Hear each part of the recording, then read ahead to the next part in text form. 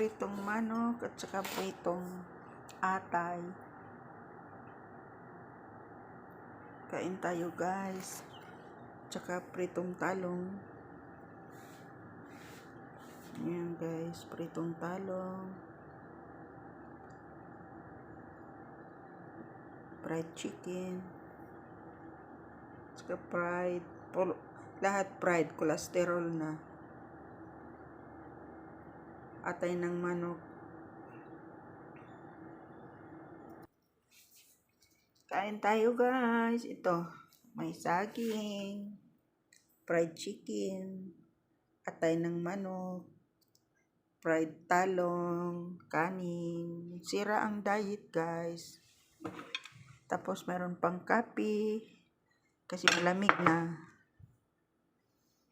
Yan. Minsan lang naman ito makakain ng ganito. Thank you for watching. God bless. Bye-bye.